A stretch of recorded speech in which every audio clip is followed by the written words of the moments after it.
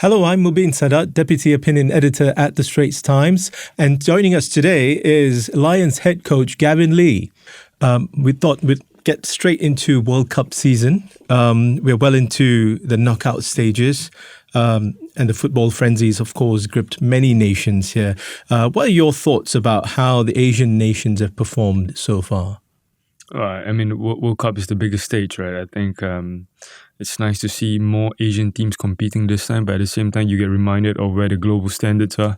So it's nice to see not just the Asian countries, but all the countries from all other continents as well. It's just a mix of cultures and different personalities on the pitch, determining different tactics and setups and approaches. It's just fascinating, really. We see Asian nations always performing in a way that we are impressed, but we just don't see the progress in the tournament like South Korea back when it got to the semi-finals. Somehow that's an anomaly. What do you think needs to happen for us to see that kind of progress where they're able to sustain themselves in the tournament and to be able to outperform their European or South American counterparts? The challenge in sports in general is where we allow or we try to evaluate just purely on results. Because when you go to competitions like that, you cannot deny the fact that the luck of the draw becomes quite important as well. Because the draw that you get, not just in your group, but who you play next, also would determine potentially how far you can go in the competition.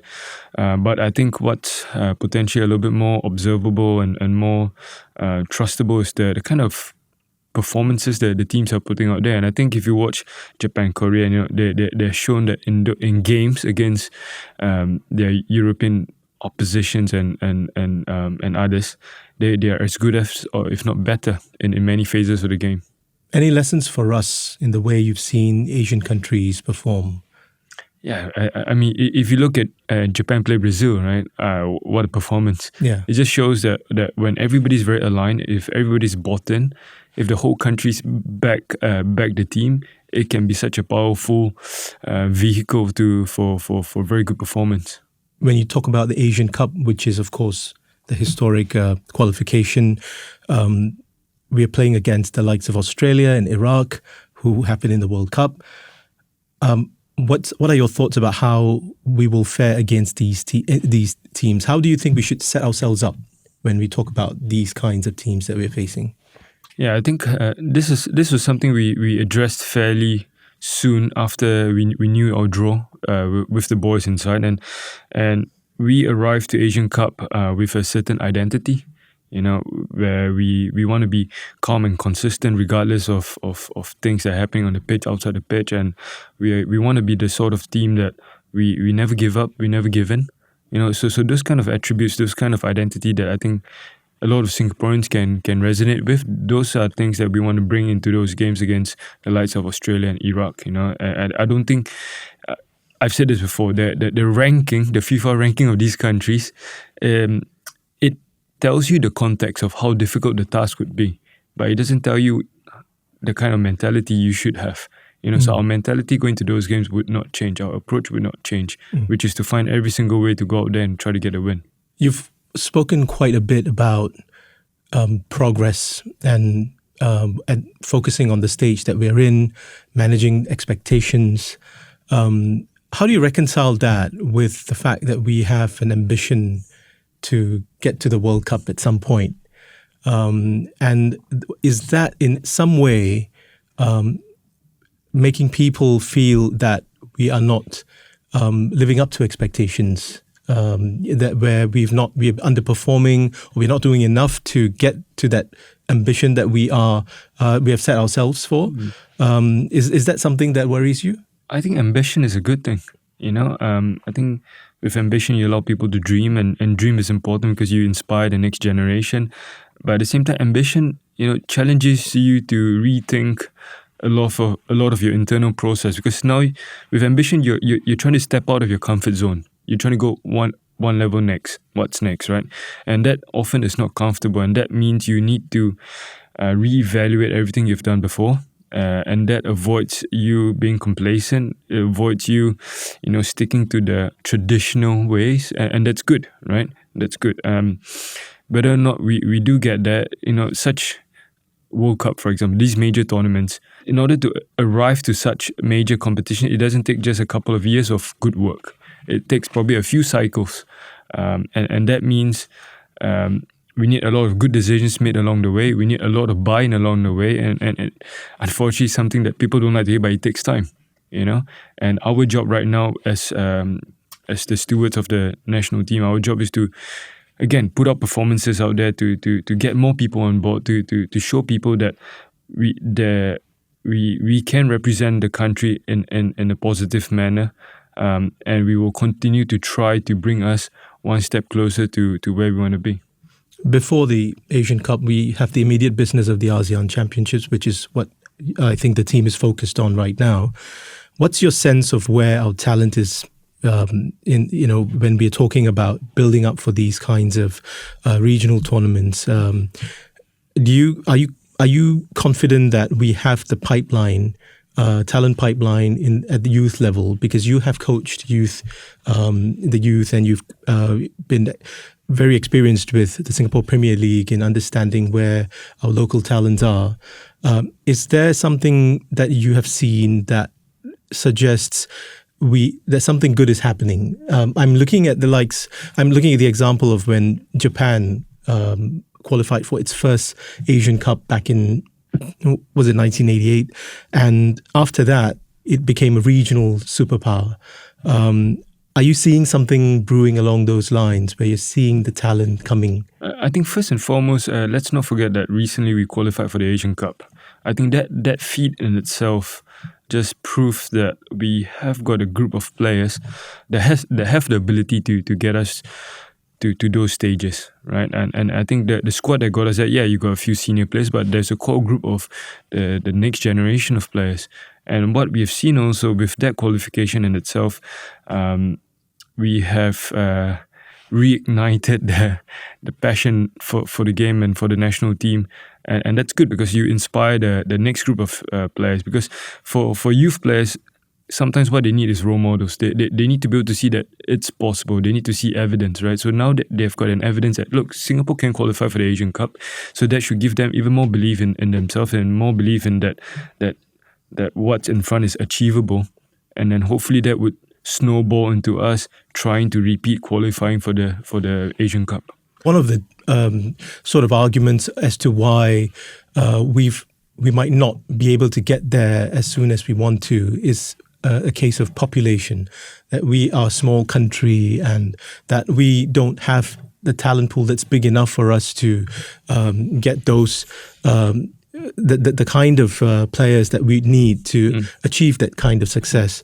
And then when you look at this World Cup, you have the likes of countries like Curacao and Cape Verde, and with 150,000 and 500,000 populations respectively. There have been eye-catching performances, the upsets that they've created there. That suggests that it's not about the population, and there's something beyond that. What do you think that is? Yeah, no, I think those two countries have shown that despite of a small population, it is possible, right? But at the same time, you cannot deny that population does help, right? But what they have shown is that even if you have a limited number of players or limited pool of players, it's about maximizing human resource, right? I think just like us, we have a smaller pool of players, or smaller population size compared to our neighboring countries and in the region. So the challenge for us is, how can we maximize our talents? How can we maximize not just the player pool, but also the staff, the human resource when it comes to administration and coaching and stuff like that. If you look at those two countries alone, they have got a decent amount of players playing in very good leagues in Europe, right? So if those players are playing at that level, then the national team benefits. So the question comes back to us is, how can we get more of our players playing in leagues where they will be uncomfortable, they will be overloaded regularly, right? The problem also comes, maybe they only get those kind of stimulus not often enough with the national team, but then, okay, now with Sailors and Tampines, they're playing in regional competitions, and that will help. But the question is, how can we get more of our our resource in those kind of environments, because that will benefit the national team in the end. So would you say we need to get more of our local talents actually playing abroad in other leagues? Yeah, so it's two things, right? One is either you go abroad where the league is actually overloading you, right? Because not all overseas leagues are of the same. And then secondly, or within the league, are you playing in those regional competitions like the Shopee Cup, like the Champions League? Because those are very good competitions as well. I want to congratulate you on the birth of your son. Thank you. And I think balancing fatherhood and being at the pinnacle of management of Singapore football is something that requires a lot of juggling, balancing. What sort of ecosystem for football do you hope to see when your boy grows up? Okay, first and foremost, I'm not sure if he's going to play football. I do hope he plays football, right. but we're not going to push him. But we're just going to suggest it. It's an option. It's an option, a strong option. No, I'm kidding. When he grows up, I just hope he sees that there is a pathway. There is the national team will continue to inspire, and he would have local idols growing up, and that would be a fantastic place to be in. Do you think our current youth setup, the development and how we are, in fact, trying to encourage youth to play football from a very young age, and we have all these different talent spotting programs. Do you think that's sufficient to suss out talent, or do you think we need to do much more than what we're doing now to encourage and find that talent and nurture it, of course? Yeah, I think if you compare the current generation with, let's say, mine, which is not too long ago, I think football is definitely a lot more accessible now. You have so many academies, you have so many different programs from the Active SG, Unleash the Raw, the SFA, and then you got all the private academies as well. So football is definitely a lot more accessible, and there are so many different leagues, for different levels of abilities, and that is good as well, because you want kids to be playing in the right environment, right levels, and with all this with all these different leagues, right, you're actually centralizing your scouting system, and that actually makes life a lot easier. So scouting, I think, has become a bit easier. Not just school tournaments, but also with all these leagues going on. Then the question next is, how do we develop these talents, and what kind of pathways do they have? And I'm sure we have guys in the federation and in the UTR project working together hand in hand, trying to maximize every bit that we have. Another point of criticism is that we often lose talent simply because they don't want to choose football as a career. Because of the fact that it has a short lifespan, and often there's a post-career cliff, because then they have to decide how do they pursue their career pathway from there. Not everyone gets a chance to go into coaching. There aren't enough jobs in that field as well. So is there something that we need to do? You talked about pathways. In terms of career pathways after their footballing years, is there something that we need to do to perhaps give them that option to stay in the game in some way or some form, or at least, perhaps in the context of Skills Future and things like that, come up with a strategy, a plan that assures them that your career isn't over once your footballing days are over. Is that something that we need to think about as well? Yeah, I think it's a few things right here to unpack. So first and foremost, I think, having said earlier that there are more leagues around, more accessible youth opportunities, all these opportunities needs football coaches. And so actually football coaching roles is actually even more available now as well, right? Just like options for young players. So coaching is definitely, there are a lot more opportunities now for coaches, but the question also becomes whether or not players who retire, do they want to go into coaching? So that's besides the point, right? But I think the deeper issue is we have recently more and more evidence of players juggling both their academics and football, which is great, because then when they do retire, then they have other options besides staying in the game, which they may or may not want to do. But it does hamper their abilities in some way in terms of when they try to juggle academics and football, doesn't it? I mean, the fact that they can't focus. In the national team now, you have Glenn, who is a national player, plays for Tampines, or he played for Tampines, and he played in Champions League, and he was juggling his university degree at NUS, right? I remember when I was at Tampines, we had a few more like Jared, Amirul Haikal in NUS as well. Previously, you had players from NTU, and Shakesh Sulaiman and those guys. So they have shown that it is possible, right? And with that degree that they have, then they have gone on and do what they do. But at the same time, you've also got players like Shazwan Buhari and Hafiz Suja, who have done their degree in other ways with private universities, which is also an option. So when they do decides to stop playing, then they also have options. So the question is, how can we encourage these people to continue to pursue that?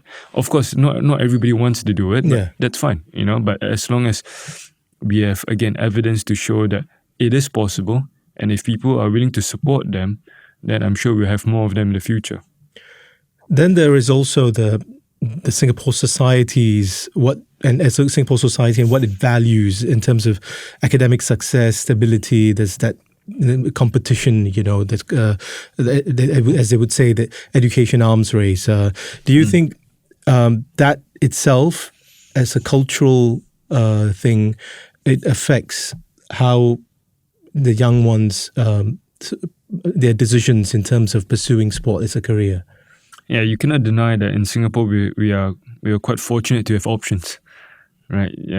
But ultimately, those that stick to the game often are the ones that are the most driven towards trying to succeed, and this drive, this tunnel vision sometimes is very, very important to accomplish something in sports, because in sports it's never straightforward, it's never linear. So in order to overcome obstacles after obstacles, you need to quite have a strong brain. You need to be quite stubborn in that sense. And so people that do choose this path, are often the ones that are willing to put in the sacrifice and to be really committed, to be really disciplined, to block out all the noise. And these are often the ones that do arrive at the end. How do you convince parents? Because honestly, they're the ones who sort of, at that age, when the child is pursuing football and is excelling in it, they're the ones who tend to make the call on whether they should pursue this beyond a certain age. How do you convince them?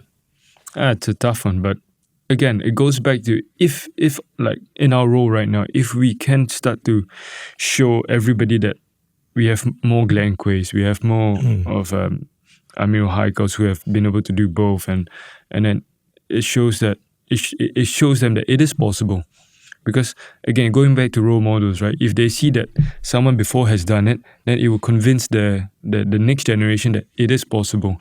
And that's all we can do, because we cannot make a decision for them, but all we can do is to put evidence in front of them to reconsider their decisions. Would you be able to maybe give us some insights into how the likes of Glenn Quay, they managed to actually balance and decide to pursue football? I'm just wondering how they might have been the exceptions, maybe.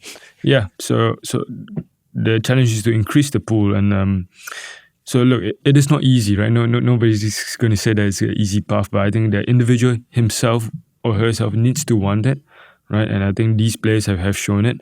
But at the same time, with the clubs or with the organizations, how do we cooperate with the schools, right? How do we make life a little bit easier for them to manage both, right? We're not going to remove all obstacles for them, but we're just saying, like, how do we help them to manage both in the right periods of time? Because there might be a period where football becomes a little bit more important. Then when the O-levels come or when the A-levels come, then studies become a little bit more important. So how do we get people on board, understanding each other, to get more of them through? Football used to be one of the great social levelers for many countries. Historically, it has given opportunities to people from very different backgrounds to excel, despite the fact that they didn't get other opportunities academically or career-wise. And this was regardless of family situation, whether it was income or social circumstances. Do you think that still plays a role in Singapore as that become harder? I mean, football in itself, it's still the number one sport. Everybody loves it, this regardless of your background, and I think football still inspires a lot of hope. Football still gives a lot of opportunities, and so it reaches out to all the different demographics, and not just in Singapore but all around the world.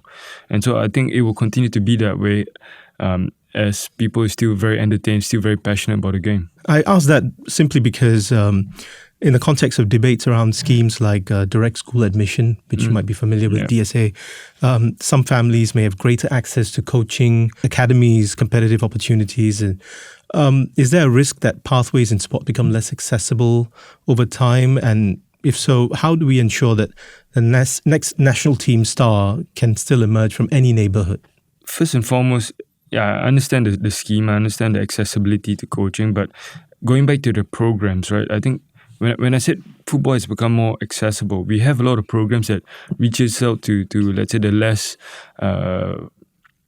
fortunate or lesser income families. So you have a lot of those programs that supports these demographics, and that is great because through those schemes you get people playing, and then when they are playing they are being scouted, and then when they're scouted they go off to a better team, and so you still go up the pyramid in that sense. And same with schools. I think even that's the whole purpose of DSA, right? You give access to talented players, regardless of their background, the chance to go to your school, and I was a recipient of that as well. So I do know that I'm very appreciative of that scheme, because without that I might not have been able to go to the schools that I've been to. And so I think football ultimately, with sports as well, if you are talented enough, if you have the ability, if you have that maybe the personality characteristics that the school is looking for, then you would have those opportunities in that sense. But do you see an arms race developing in football? Isn't that a good thing? Then competition comes in, right? Then competition just drives everybody to be better, and isn't that what we want, right? Because what you don't want is a level of comfort, right? You don't want a sense of entitlement. You don't want people to take things for granted, because players overlook players, right? Us coaches, we can only create an environment and then hope that the players take advantage of it. But ultimately on the pitch, if a player is at 100%, he forces his teammates to be at 100%. So same like that. So if you have a very competitive situation and players are trying to be better each day, then they're just pushing each other, and that's how we raise the standards overall. There's an argument about how it's simply unrealistic for Singapore football to be consistently doing well at the national level simply because of probability, mathematical probability. Because unlike, say, swimming or maybe badminton, you need 11 to 22 players of a certain caliber. Some would argue that in the days of Malaysia Cup glory, we had that alignment of stars, so to speak. But how challenging is it to get to that situation where we have 11 to 22 players who will be able to give you the success that you need in context of football? Is it realistic? I mean, first and foremost, we need to define what success is, right? If success is only trophies, then your success is probably going to be a lot less, right? But if we define success in a different way, where the national team is a source of inspiration, pride, and joy for the people, then you reframe your thinking. But trophies would be the reason why there's a sense of pride and but we do need to get certain steps first. Oftentimes we're looking to jump steps, right? How are we going to jump steps so quickly, right? So let's focus on the performance first, because if we get enough good performances in, then trophies will come, right? Or rather, it gives you a better chance for trophies, but it is still no guarantee. Nobody in the world can guarantee you trophies, because you can play an absolute top 90 minutes, one decision made by the ref, case closed, right? So focus on what we can control, right? Focus on the football that we put out there. Does it inspire people? Does it get people to want to come to support you, to come and buy a ticket to support you, buy the jersey to support the national team? So those are more, those are within our control, and that's what we should focus on, you know. And on the other point about getting a big enough pool of players, again, the national team is the byproduct of everyone in Singapore.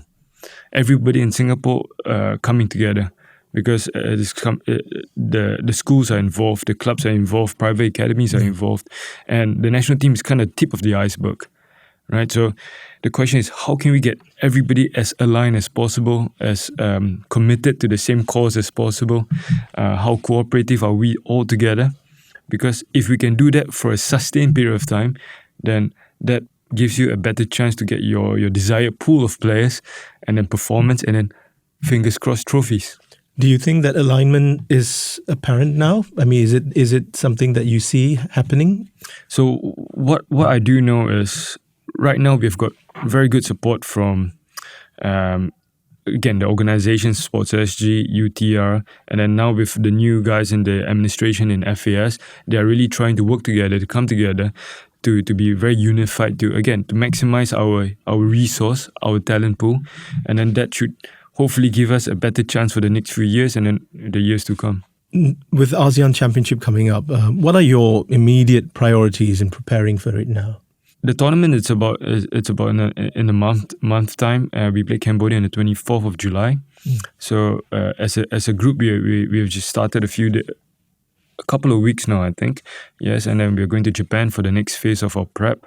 And for us, national teams always trying to get everybody together, be on the same page, because players come from club. They all have their own preferences within the club. So our job is to get them on the same page, so that it gives us the best chance to go out there and play in a coherent manner, to be as one team. It's not as simple as it sounds, but that is our job as coaches, to try to get everybody on board, same page, same direction, playing the same way. Because we know that if we can do that, then performances should get better, and then again, hopefully the results will follow. You have raised expectations, I think, in a very good way with the Asian Cup qualification. So there will be lots of expectations for ASEAN Championship as well, and I think you would be definitely, that's probably at the back of your mind. So how are you handling that? Because you've always talked about managing expectations, and they are very different tournaments. Yep. But the fact of the matter is that we've always said that we probably need to perform at in the regional level before we start talking about Asian Cup or World Cup.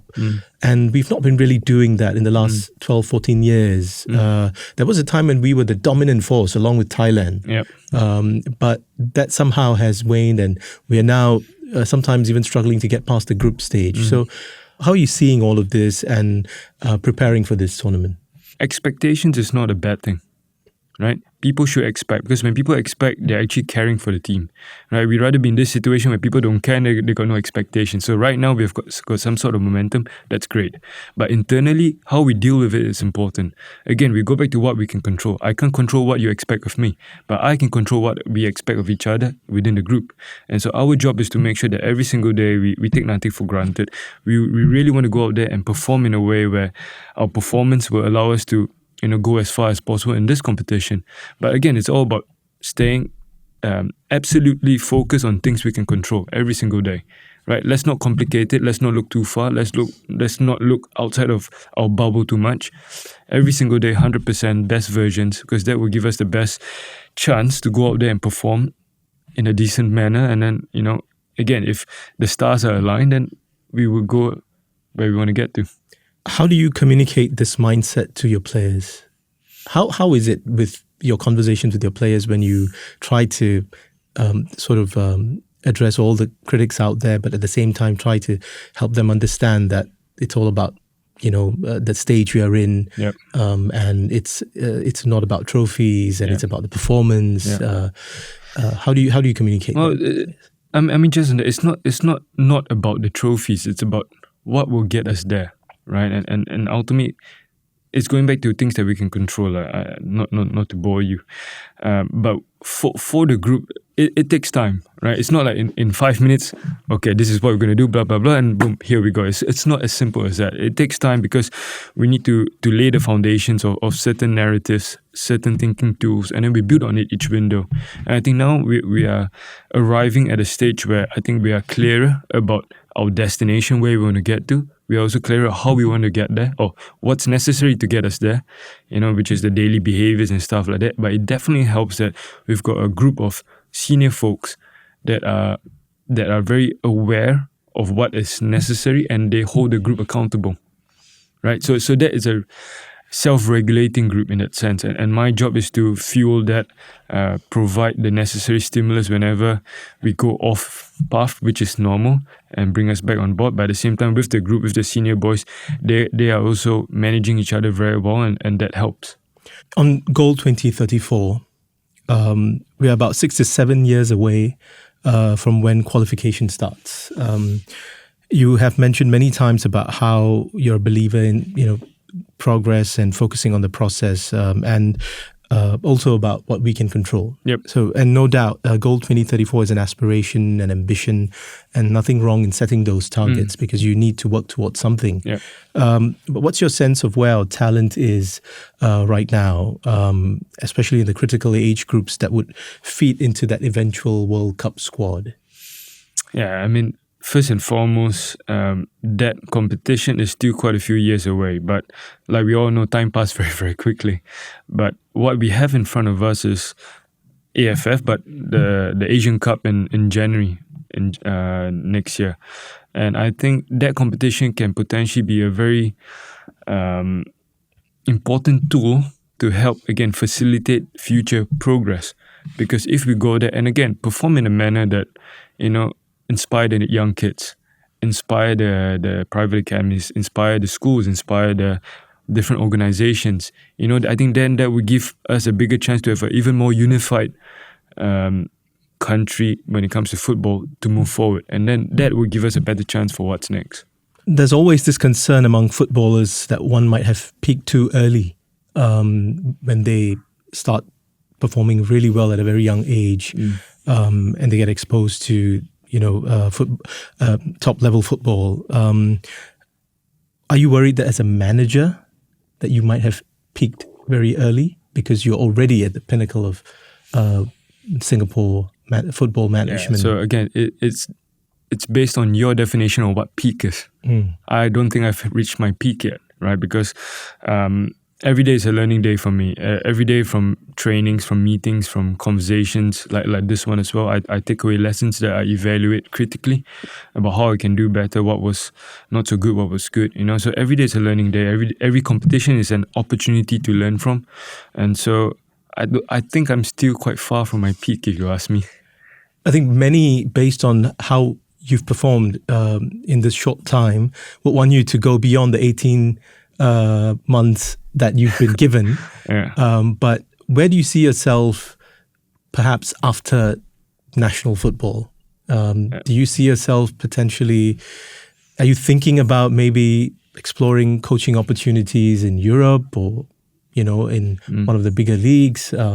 What are your thoughts about the future? I mean, I'm just like every player. I just want to, I want to be challenged in the highest possible environment. But having said that, I don't spend a lot of time thinking about the future because I rather spend my time and energy focused on the present. Like, okay, training later or training tomorrow. What does the team need? What's the staff need? What does the players need? Because if I don't do a good job now, then there's no future really, right? So future is future. I think if I do my job now, the future will take care of itself. There is something that, we mentioned about how players need to go abroad, and that would help them improve themselves because they get more challenged. They get challenged better there.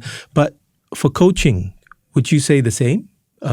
Because you have been within the local ecosystem for quite some time, and you've had a fair amount of success with Tampines, and you've shown your abilities as really a tactical coach with Tampines.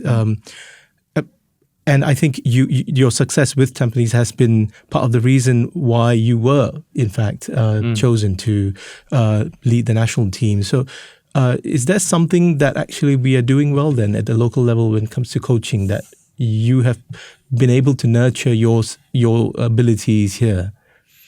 I mean, to unpack that, I think first and foremost, we have to understand that the job of a player and the job of a coach is two different things, right? So for a player, when they do go abroad, they are playing, like I said earlier, player overload player. So you've got good players overloading him, and that's how he improves. But for a coach, if you think about what his job is basically to be able to identify problems and solve it every single day. We're just solving problems, just different problems on the pitch, tactically, off the pitch, alignment between departments and stuff like that. So even in the Singapore context, or even in our local context, us coaches, we are solving problems every single day. The question is, are we evaluating our process in terms of all of this so that we take lessons and then we improve? Because ultimately, problem solving, it is the same everywhere in the world, right? You're just solving different problems. But the manner in which you go about trying to evaluate, being objective, trying to find the best solutions and then apply those solutions, that framework is the same, right? And I think in my journey thus far, I think being reflective, being always kicking myself on the behind, keeping myself on my toes has definitely helped with that journey. I think I've been on the courses here. It has given me that pathway, given me the accessibility as well. So again, everyday learning, gaining the knowledge is also very important in this journey. Gavin, thank you very much for being part of In Your Opinion. It's an absolute pleasure to talk to you and to get all these insights in terms of what the mindset is and what the considerations are going into the ASEAN Championship. I really wish you all the best, and the team all the best for the upcoming tournaments, including the Asian Cup. Hope to be able to speak to you before that as well. Sure. But thank you for being so candid about all the things that you've shared. Once again, a huge congratulations on becoming a dad as well. Thank you. Wish you, Jude, and the Lions all the best in the upcoming weeks. Well, that's a wrap for In Your Opinion. I'm Mubin Saadat. You can email us your thoughts on this issue. Also, if you'd like to read ST articles, opinion columns, these links can be found in our podcast show notes. This episode is edited by Eden So and Natasha Liu. Thanks for listening.